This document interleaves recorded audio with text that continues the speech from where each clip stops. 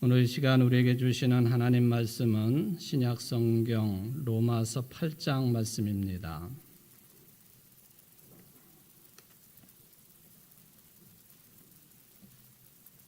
로마서 8장 18절부터 25절까지 말씀을 봉독해 드리겠습니다. 생각하건대 현재의 고난은 장차 우리에게 나타날 영광과 비교할 수 없도다.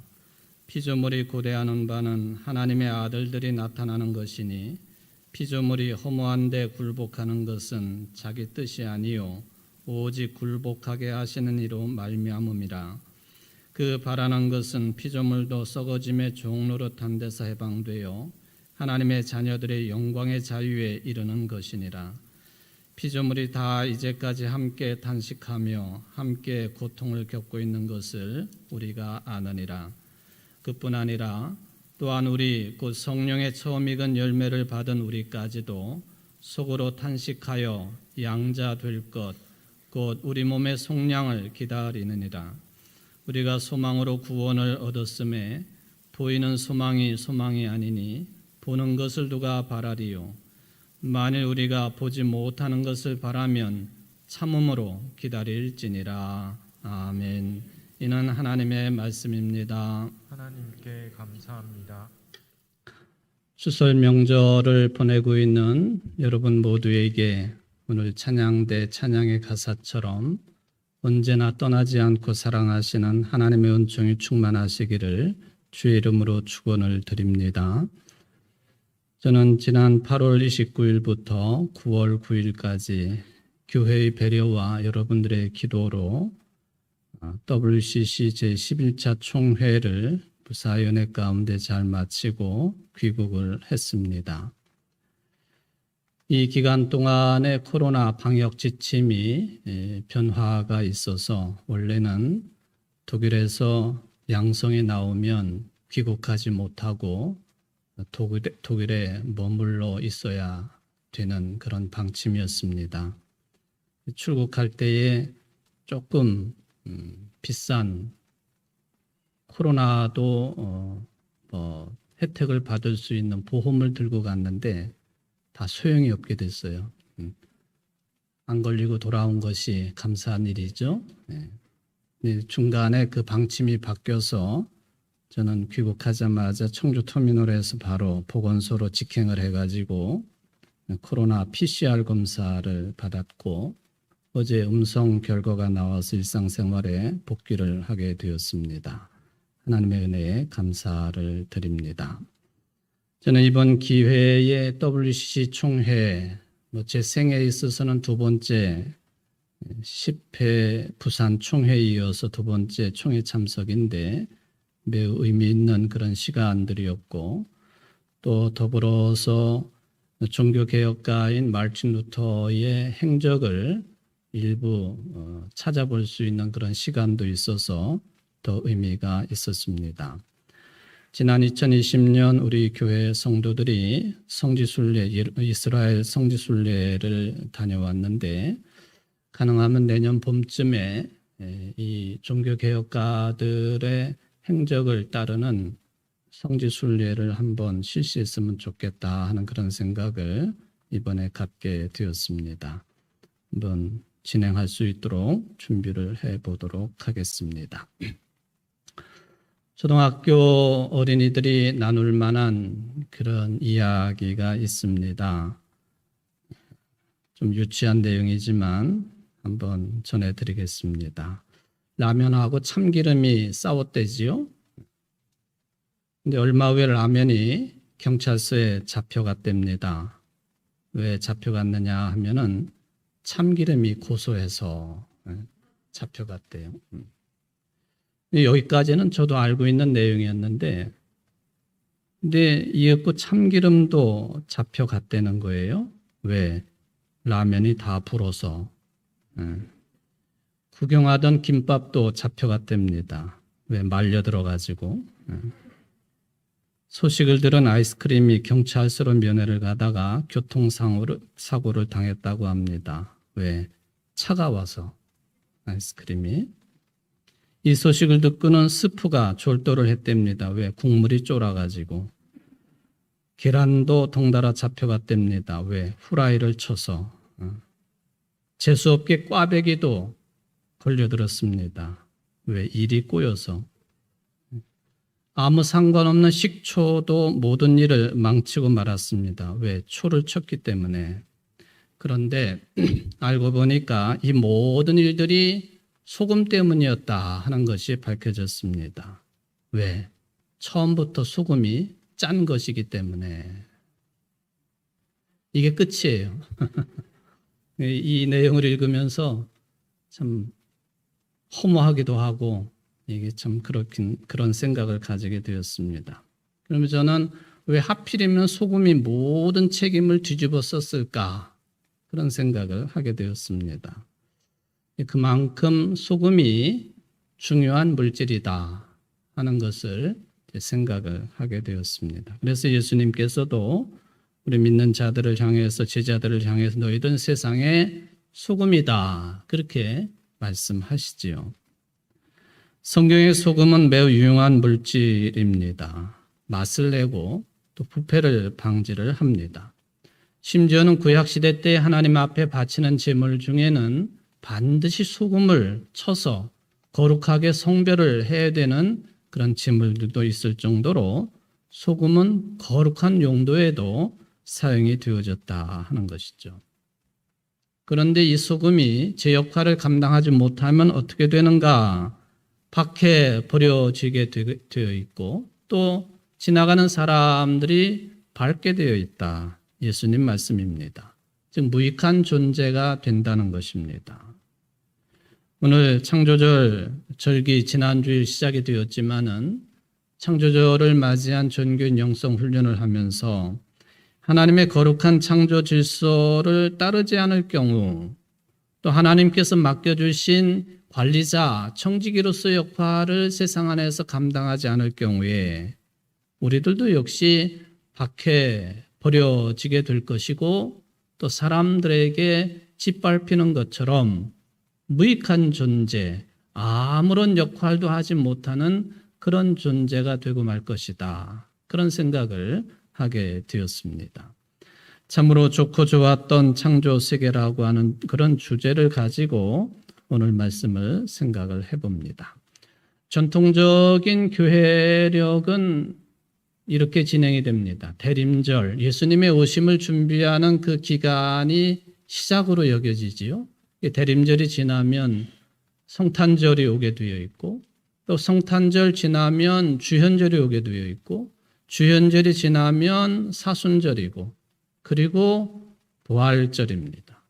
부활절이 지나면 전통적인 교회력으로 보면 6개월 동안 성령 강림 절기를 보내게 되어 있습니다.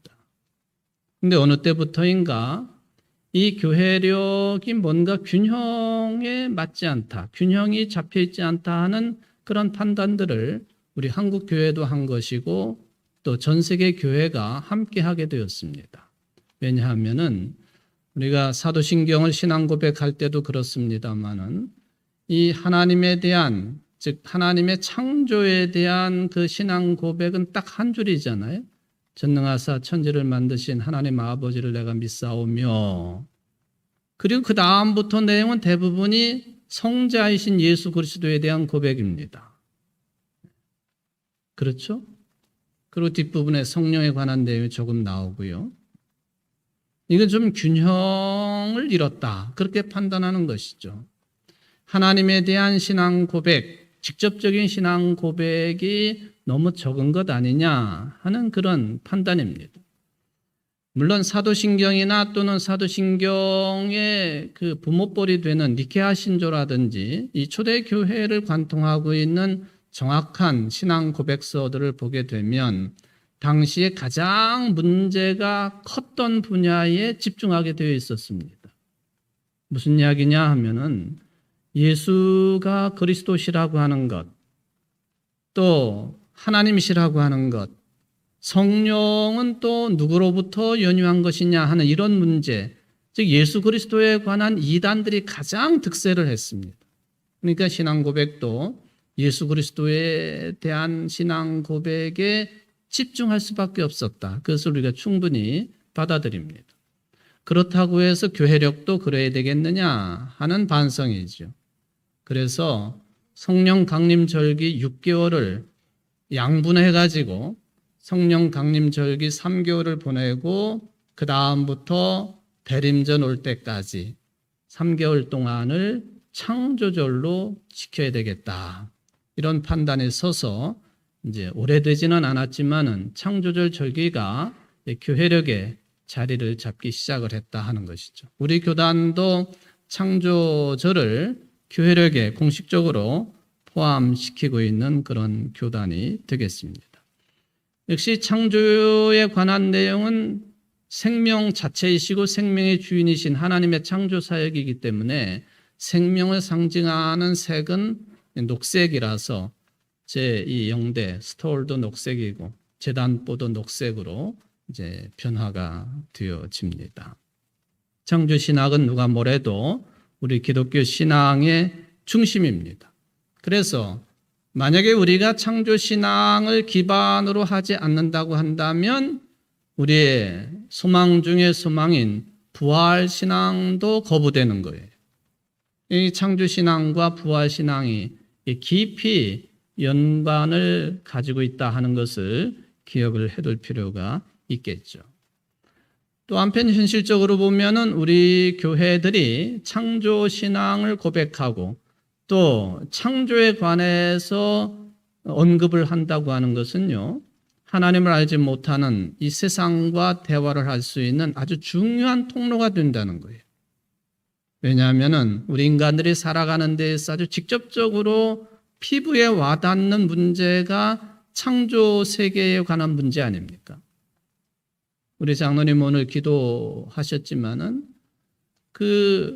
이번에 태풍이 일부분만 지나쳐가서 그나마 다행이지만은 이 태풍 영향 또 기후위기 이 모든 것들이 결국에는 이 창조 문제와 관련이 되어 있습니다.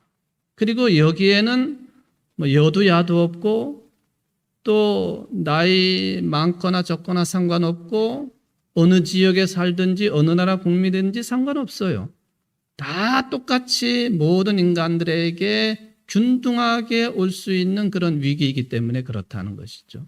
그러므로 우리가 창조에 관한 신앙을 이야기하고 그 실천을 이야기하는 것은 세상과 대화를 할 수 있는 아주 중요한 통로가 된다는 거예요. 이 종교 간의 대화에 있어서도 이 문제는 공통 분모입니다. 천주교가 되었던 개신교가 되었던 원불교가 되었던 불교가 되었던 지도자들이 모여서 이 신앙관을 가지고 이야기하면 어긋나지만은 이 세상의 어떤 창조에 관한 이야기, 기후위기에 관한 이야기, 이 창조 질서에 관한 이야기를 하다가 보면은 공통점이 발견이 된다. 그러므로 창조에 관한 이야기는 세상과 교통을 하는 아주 중요한 통로가 된다는 차원에서도 중요한 언급이 되겠습니다. 그래서 우리는 믿는 자들로서 이런 내용들에 대한 신앙 고백을 잘 해야 되겠고, 그리고 예배를 떠나서 구체적인 삶에 있어서도 이런 부분들을 깊은 관심을 가지고 실천에 옮겨야 되겠다는 생각을 반드시 하게 되는 것이죠.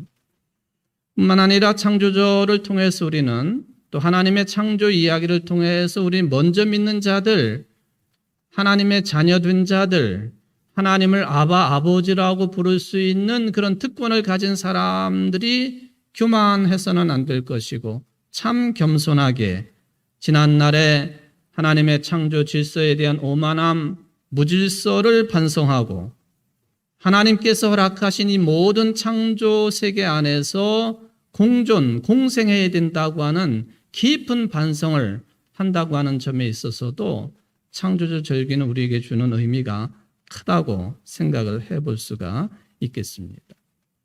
우리 교단도 마찬가지지만 우리 청주제일교회도 이와 관련해서 일찍부터 깊은 관심을 가지고 있는 교회 중에 하나입니다.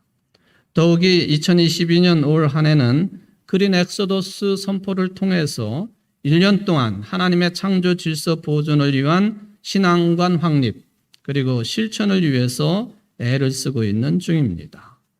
환경주일에도 특강을 하고 또 오후 찬양 예배 때 붉은 지구라고 하는 좀 충격적인 내용이지만은 지구 환경이 우리가 살아가고 있는 이 환경이 왜 이렇게 파괴되었는가에 대한 것을 직시해 볼 수 있는 그런 소중한 시간도 갖게 되었습니다. 특히 우리 교회는 올 한 해 그린 엑소더스 교회를 포르게 세상을 아름답게라고 하는 주제를 통해 가지고 하나님의 창조 질서에 순응하는 삶을 살고 있는 중입니다. 무엇을 실천해야 되는지 또 교회적으로는 무엇에 관심을 가져야 되는지를 이미 3월 첫째 주일 사순절 첫째 주일에 그린 엑소더스 선포를 통해서 확인을 한 바가 있습니다. 기후주의를 지키는 것 그리고 한 주일이었지만은 주보를 발간하지 않으므로 환경을 보존하는 일에 동참하는 일, 생명살림 강좌를 이루는 일, 또 슬로우 패션을 위해서 나눔과 순환운동에 동참하는 일, 쓰레기 줄이기, 또 자원순환운동으로 아이스팩을 수거하고 또 폐 건전지를 수거하고 있습니다. 뿐만 아니라 오늘도 주보를 통해 여러분들이 확인을 하셨습니다마는 지구를 위한 월간 행동 강령을 지난 3월부터 발표해서 한 달 동안 실천하는 일에 우리가 매진을 하고 있지 않습니까? 장바구니를 사용하기, 음식물 쓰레기 줄이기, 일회용 플라스틱 사용을 줄이기, 쓰레기 분리 배출을 정확히 하기, 물 아껴 쓰기, 제철 식재료 활용하기. 이번 9월 달은 TV 시청을 줄이고 책 읽기를 실천하기. 이런 것들이 계속 진행 중에 있습니다. 그래서 올해 그린 엑소더스를 선포한 해이기 때문에 올 한 해로 마칠 것인지 아닌지 마칠 이유도 없는 그런 실천 내용들이라고 저는 생각을 합니다. 그때 우리는 이 선포식을 통해서 이런 다짐을 하기도 했습니다. 우리 교회는 하나님의 창조 세계가 온전히 회복될 때까지 그린 엑소더스를 실천할 것을 다짐했습니다. 온전히 회복될 때까지 올 한 해만이 아니라 하는 그런 뜻이 되겠습니다. 또 우리 교회는 계속해서 창조 세계의 가장 낮은 곳, 가장 고통받는 이들의 목소리를 듣고 전할 것을 다짐했습니다. 또 우리 교회는 기후위기에 맞서서 그린 엑소더스를 통해서 이 땅에 생태적인 전환을 이루어갈 것을 다짐했었습니다. 과거의 일이 아니라 지금 계속 진행 중이고 또 그린 엑소더스 창조 세계가 온전히 회복될 때까지 주님 부르시는 그날까지 실천해야 될 그런 내용들인 것을 확인을 이미 했습니다. 어떤 사람들은 기독교가 이렇게 기독교적인 용어를 동원하지 않는다 할지라도 자연에 관해서 깊은 관심을 가지는 것이 좀 무의미하다라는 주장을 하는 사람들도 있습니다. 소위 말하면 철학의 분야에 자연주의라고 하는 사상이 있겠습니다. 자연주의. 이 철학에서 말하고 있는 자연주의는 두 가지 큰 입장을 가지고 있습니다. 뭐냐 하면은 자연세계를 설명하는 데 있어서 굳이 초자연적인 것을 끌어들일 필요가 없다는 거예요. 여기 초자연적인 것이라고 하는 이 표현은요, 이 철학자들의 표현이지만 우리식대로 말하면 그것이에요. 하나님을 끌어들일 필요가 없다는 겁니다. 자연세계를 이야기하고 평가하고 미래를 대비하는 데 있어서 굳이 하나님을 끌어들일 필요가 없다. 여기 하나님을 끌어들일 필요가 없다고 하는 이 절대자를 인정하지 아니하고 초자연적인 능력이나 힘을 인정하지 않는 것은요, 무신론입니다. 그러니까 자연주의라고 하는 것은 무신론이고 따라서 유물론 사상이다라고 하는 것을 이제 생각을 해볼 수가 있겠습니다. 그러니까 자연세계를 뛰어넘는 우리 눈에 보이고 손으로 잡을 수 있는 이 자연의 질서를 뛰어넘는 초자연적인 힘은 존재하지 않는다는 주장이에요. 이게 따르면은 우리 인간도 자연의 극히 일부분입니다. 조금 다른 동물들에 비해서 지능이 조금 높을 뿐이지 철저하게 자연의 일부다 하는 주장을 이 자연주의에서는 하고 있다는 것이죠. 기독교가 그런 주장을 하는 것이냐? 창조 질서 보존을 위해서 노력하고 또 자연 파괴를 하지 말아야 된다고 하는 이런 주장들이 바로 이런 자연주의와 맥을 같이 하는 것이냐 하는 질문이 있다는 거예요. 결코 그렇지 않습니다. 하나의 예를 들면 이 자연주의의 아주 맥을 같이 하고 있는 이 장례 풍습이 있습니다. 제가 한 20년 전쯤에 주일 설교를 통해서 좀 끔찍한 그런 화면이었고 내용이었지만은 이 장례 풍습에 대한 소개를 한 적이 있습니다. 여러분 그 풍장이나 또 조장이라고 하는 장례 모습을 들어 아실 겁니다. 풍장. 사람이 죽으면 그냥 들판에다가 그 시신을 내다 놓는 거죠. 정중하지 못한 것이죠. 또 이것은 또 우리가 최선을 다하는 모습도 아닙니다. 하나님이 주신 몸을 함부로 대하지 않는 것이 우리 기독교의 정신이죠. 죽었다 할지라도. 그런데 죽은 사람을 그냥 들판에다 내놓는 거예요. 비바람 맞고 눈보라 맞고 그러면서 육탈이 되고 뼈가 녹아지고 해서 흙으로 돌아가게 하는 것. 풍장의 큰 의미이죠. 이것보다 조금 구체적인 장례 풍습이 조장이라고 하는 풍습이 있습니다. 조는 세 조자를 쓰는 거죠. 지금도 티벳의 불교인들은 조장 풍습을 지난 1000여 년 동안 이어오고 있다고 하지요. 지금도 이대로 하고 있습니다.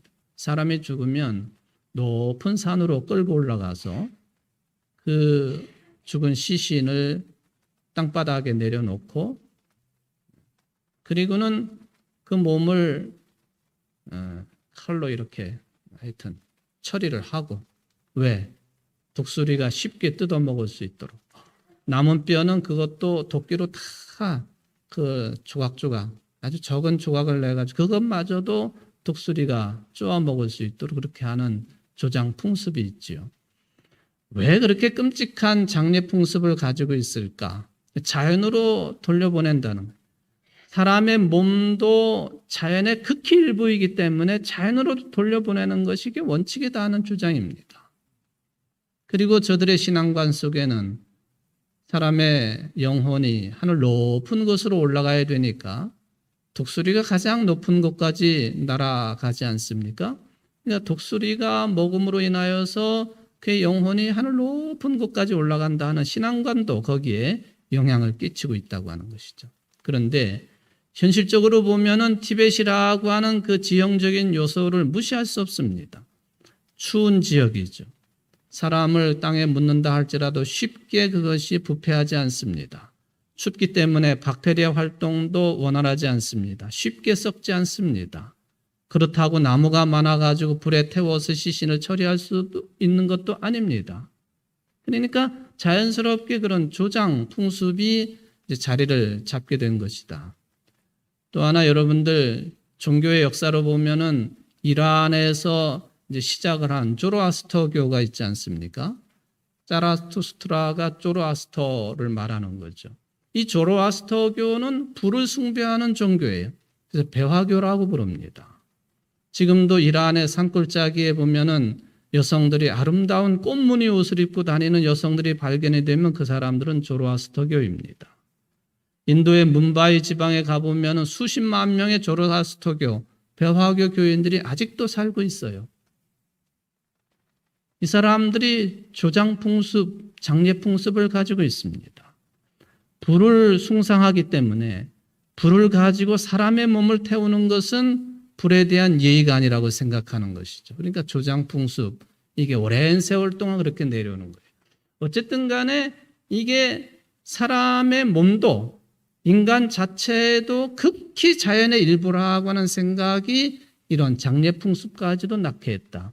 기독교가 그런 것이냐? 그런 걸 주장하기 위해 창조를 이야기하는 것이냐? 그건 결코 아니라는 것이죠. 그런 차원에서 오늘 사도 바울이 로마 교인들에게 보낸 편지 내용을 좀 생각해 볼 필요가 있겠습니다. 오늘 본문 가운데 23절을 보면은 몸의 속량을 기다린다라는 표현이 나와 있습니다. 영어 성경에 보면은 몸의 속량이라 그러지 아니하고 몸의 구원이라고 했습니다. 또 공동번역 성경을 읽어보면은 몸의 속량을 몸의 해방이라 그렇게 표현을 하고 있습니다. 헬라 원어는 이 속량이든 구원이든 해방이든 다 같은 의미를 이 헬라어 한 단어가 가지고 있는 것은 사실입니다. 그런데 여러분들이 보통 영혼 구원이라든지 또는 그냥 구원이라든지 이런 말은 자주 사용하지만은 몸의 구원이라고 하는 표현은 자주 사용하지 않습니다.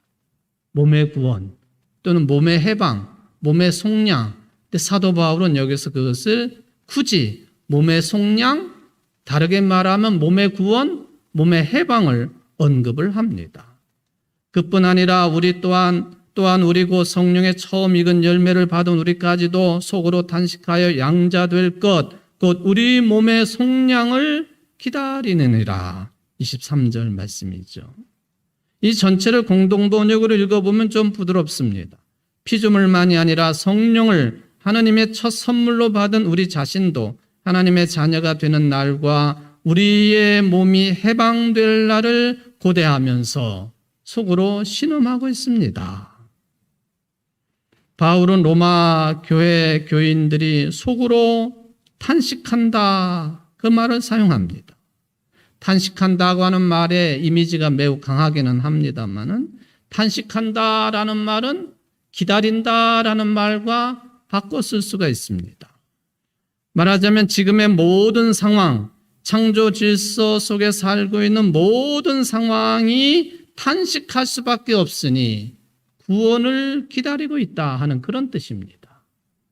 탄식하며 구원을 기다리고 있는 존재가 로마 교인들, 그리스도인들뿐만 아니라 사도 바울은 그 폭을 확대를 시킵니다.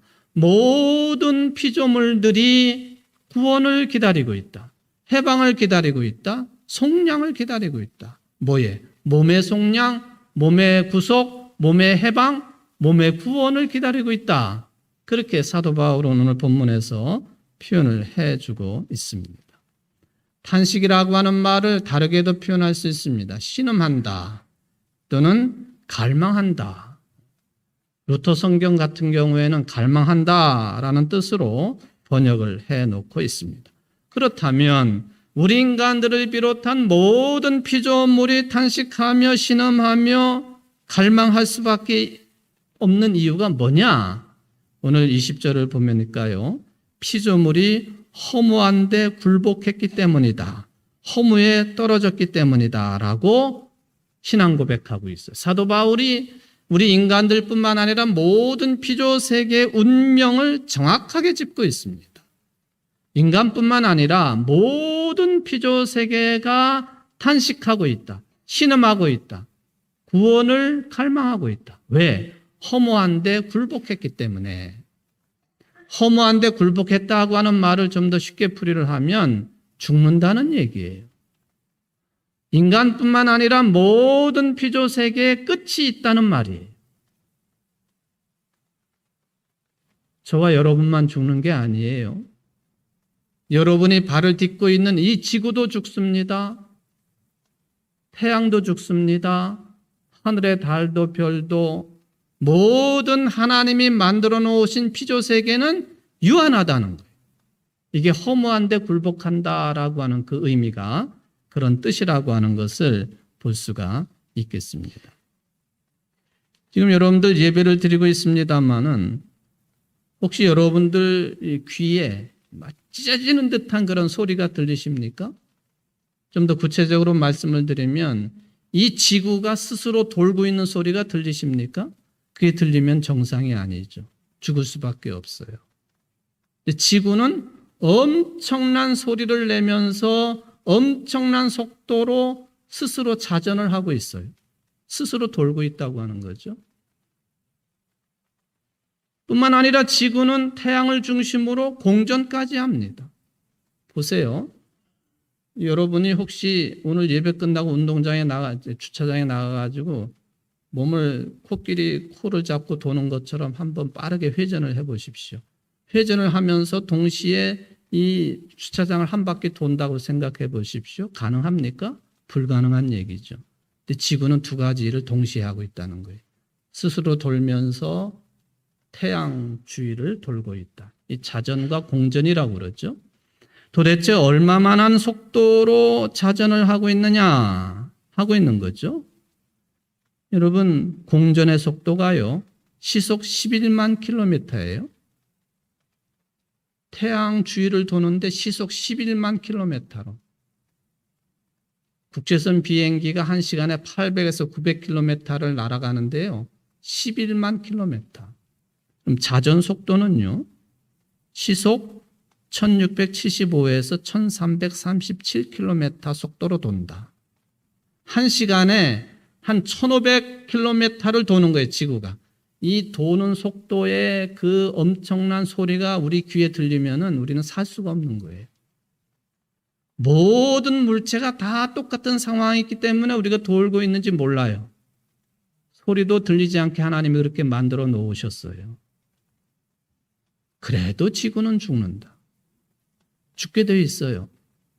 그래도 태양도 죽는다. 죽게 되어 있습니다. 달도 사라지게 되어 있고 별도 사라지게 되어 있고 모든 행성들은 다 태어나기도 하지만 죽게 되어 있다는 거죠. 이건 과학자들도 다 얘기하는 거죠. 하나님의 말씀은 일찍이 그것을 간파했고 사도 바울도 표현하기를 모든 인간과 피조세계가 허무한 데 굴복하게 되어 있다. 사라지게 되어 있다. 죽게 되어 있다. 그렇게 말씀을 하십니다. 이게 우리들의 운명이라 하는 거예요. 그래서 피조물들은 탄식한다는 것이죠. 여기에 기독교인이라고 예외일 수가 없습니다. 지난 8일 영국의 여왕이 서거를 했죠. 사망을 했습니다. 나이 96세로 사망을 했습니다. 저는 가끔 그 생각을 했습니다. 엘리자베스 여왕을 볼 때마다 저 양반이 죽으면은 그 아들이 왕이 돼야 되는데 그 아들이 언제나 왕이 될까? 근데 지난 9일, 8일 날 사망하고 9일 날 찰스 3세가 왕위로 등극을 했지요. 왕이 되었습니다. 나이가 몇 살이게요? 74살. 얼굴만 보면은 완전히 노인네가 왕으로 등극을 했습니다. 엘리자베스 여왕이 1952년부터 우리나라 전쟁 기간 동안이죠. 2022년까지 했으니까 그냥 70년을 했다, 왕을. 날짜까지 따지면 70년 127일을 했습니다. 전 세계적으로 보면 프랑스의 루이 14세가 72년 110일간을 왕좌를 지켰다고 해요. 그런데 4살에 왕이 돼가지고요, 왕을 한 거기 때문에 직접적으로 왕위를 수행한 것은 54년 정도라고 그래요. 그 사람을 1위라고 그러는데 실제적으로는 그렇게 평가하기 어렵죠. 그러니까 엘리자베스 여왕이 2등이에요, 2등. 오랫동안 왕을 한 사람. 2016년도에 태국의 푸미폰 국왕이 죽었지 않습니까? 그 양반이 몇 년을 했느냐 하면 70년 126일. 엘리자베스 여왕보다 하루 늦어요. 하루 적어요. 억울하게 3등이 됐어요. 3등. 루이 14세, 엘리자베스 2세, 그 다음에 푸미폰 국왕 다 70년 이상씩을 왕을 한 사람. 그래도 죽어요. 아무리 대단한 권력, 전 세계의 영연방 국가의 수반이라도 죽어요. 이게 성서의 증언입니다. 탄식을 하는데 왜 하느냐? 허무한데 굴복하기 때문에 탄식한다고 사도 바울은 모든 피조세계의 운명을 분명하게 언급을 해 놓았다는 것이죠. 자, 그러면 그걸로 끝나느냐? 바울은 분명하게 말씀을 합니다. 아주 중요한 사실입니다. 우리가 하나님의 자녀가 되고 하나님을 아바 아버지라고 부르는 일에는 예수 그리스도의 운명과 동일한 것이다 하는 거예요. 그 말의 뜻은 뭐냐 하면은 예수님이 죽으신 것처럼 죽기도 하지만 예수님이 부활의 영광을 만나신 것처럼 하나님의 자녀된 자들도, 양자된 자들도, 하나님을 아바 아버지라고 부르고 예수를 그리스도로 신앙 고백하는 사람들도 이 땅에 살면서 탄식할 수밖에 없다. 죽을 것이니까. 그러면서 동시에 예수 그리스도의 부활의 영광처럼 그 부활의 영광, 온전한 구원에 들어가게 되어 있다. 그렇게 신앙 고백을 해주고 있습니다. 그래서 우리는 이러한 탄식 속에 있기는 하지만은 기다리는 존재예요. 보는 것을 누가 바라리요? 이미 소유한 것을 누가 희망하겠는가? 보이는 희망은 희망이 아니라고 했습니다. 우리의 구원의 실체는 눈에 보이지 않아요. 보이지 않아요. 그럼과 동시에 사도 바울은 우리 그리스도인들은 그냥 기다리는 것이 아니라 그렇기 때문에 탄식 속에 있기 때문에 참음으로 기다린다고 표현하는 거예요. 참음으로 기다린다. 똑같이 고난 가운데 있고 똑같이 몸이 연약하고 병 때문에 쇠약해질 수밖에 없고 늙을 수밖에 없고 그런 탄식의 신음소리, 허무한데 굴복하는 존재이지만 그럼에도 불구하고 참음으로 온전한 구원을 기다리는 존재들이 우리 그리스도인들이라. 그리고 이 그리스도인들에게 한 가지 사명이 주어져 있으니 하나님의 창조 세계와 창조 질서를 잘 보존하는 일의 관리인으로 청지기로서의 부름을 받은 존재들이라고 하는 것을 기억을 해둘 필요가 있겠습니다. 여러분, 창세기 2장과 3장 말씀을 읽어보면 이런 내용이 있어요. 이 죽음에 관한 내용입니다만 2장 16절 이하 여호와 하나님이 그 사람에게 명하여 가라사대 동산 각종 나무의 실과는 네가 임의로 먹되 선악을 알게 하는 나무의 실과는 먹지 말라. 네가 먹는 날에는 정령 죽으리라. 창세기 3장 나오는 말씀이죠. 뱀이 여자에게 물어 가로되 하나님이 참으로 너희들로 동산 모든 나무의 실과를 먹지 말라 하시더냐? 4절에 보면 뱀이 여자에게 이르되 너희가 결코 죽지 아니하리라. 하나님은요 너희들이 죽으리라. 뱀은요 사탄을 상징하죠. 악의 세력입니다. 결코 죽지 아니하리라. 먼저 되고 이겨야 되고 많이 차지해야 되고 잘 살아야 되고 잘 먹어야 되고 잘 입어야 되고 뱀의 유혹입니다. 결코 너희들이 죽지 않고 영생을 하리라. 뱀의 유혹을 따를 우리들입니까? 아니면은 하나님의 명령이 준엄한 명령이 듣기는 싫지만은 너희들이 말씀에 따르지 아니하면 정령 죽으리라 하는 이 말씀에 귀를 기울여야 되겠습니까? 우리 청지기들은 창세기 2장에 나와 있는 이 하나님의 말씀에 귀를 기울이는 사람들입니다. 그래서 겸손한 모습으로 하나님의 창조 세계를 하나님의 나라를 아름답게 보존하기 위하여 참으로 좋고 좋았던 그 세계를 보존하기 위하여 겸손한 모습으로 청지기 사명을 감당하는 사람들입니다. 하나님께서 창조를 하시고 마지막 6째 날 말씀을 보면은 하나님이 그 지으신 모든 것을 보시니 보시기에 심히 좋았더라. 히브리어로 보면요. 토브 메오드. Very good. 토브 메오드. 모든 것이 보기에 심히 좋았더라. 이게 하나님의 창조 사역의 원래 모습입니다. 바로 이것의 회복을 위해서 하나님의 형상을 닮은 우리들이 청지기로서 부름을 받은 거예요. 토브 메오드. 토브 메오드. 히브리어이긴 하지만 외워두시기 바랍니다. 같이 해볼까요? 토브. 따라해 보세요. 토브 메오드. 심히 좋았다. 그 뜻입니다. 우리가 사는 세상 또 우리 인간들뿐만 아니라 하나님의 모든 피조 세계가 공생공존하면서 토브 메오드 보기에 심히 좋은 세상을 만들어 가는데 저도 여러분들도 사명자들입니다. 이 사명을 잘 감당하기로 다짐하는 여러분들 되시기를 주의 이름으로 축원을 드립니다. 사랑의 하나님 아버지 감사드립니다. 모든 피조물이 구원을 기다린다고 사도 바울이 말씀하십니다. 참으로 좋고 좋았던 창조 세계를 위하여 토부 메우들을 위하여 우리가 사명자로 부름을 받았사오니 이 사명을 기꺼이 잘 감당하여 하나님 앞에 설 때 칭찬받을 수 있는 모든 성도들의 삶이 될 수 있도록 또 이 지구촌이 될 수 있도록 우주가 될 수 있도록 주님 축복하여 주옵소서. 예수님의 이름으로 기도하옵나이다. 아멘.